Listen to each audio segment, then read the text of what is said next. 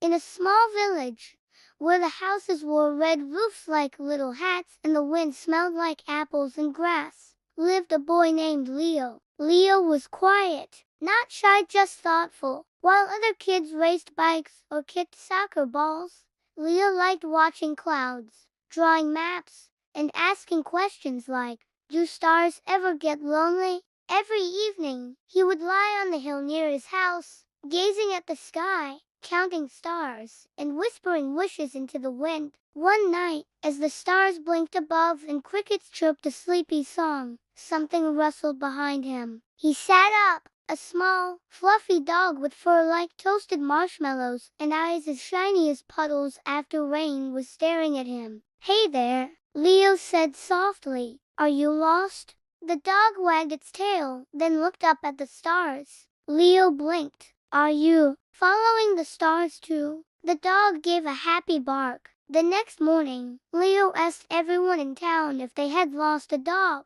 The baker? No. The mayor? No. The farmer with all the goats? Definitely not. So the dog stayed. Leo named him Comet because he had a tail that zipped and wagged like a shooting star. From that day on, Leo and Comet were inseparable. They explored the woods. They built secret forts. They mapped the clouds and named new constellations like the giant spoon in Sir Wolf-a-Lot.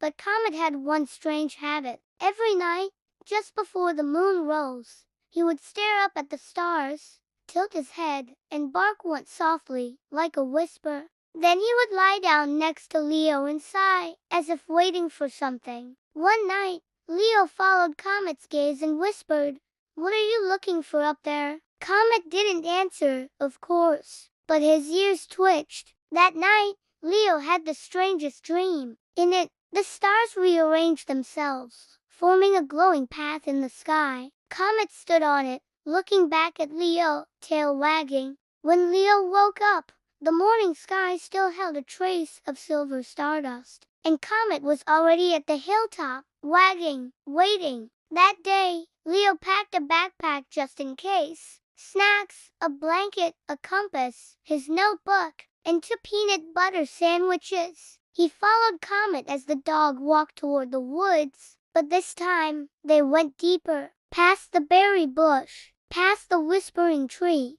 with bark that shimmered and leaves that sparkled like stars, past the pond shaped like a heart, until they reached a clearing Leo had never seen before. Right in the middle stood a single tree. Comet sat, stared at it, and wagged his tail slowly. Then the ground beneath the tree began to glow. A soft voice, not loud, but kind, whispered through the breeze, "He's ready." Leo looked around. Who said that? The tree glowed brighter, and suddenly, Leo understood. Comet wasn't just a dog. He was a star guide, a magical pup sent to help children who felt alone find their courage and their voice. And now, it was time for Comet to go home. Leo's heart thumped. "But I don't want to say goodbye," he said softly, hugging Comet tight. The dog licked his cheek and gave a small, quiet bark, and Leo remembered. Comet had already given him something that would never leave: bravery, wonder, friendship.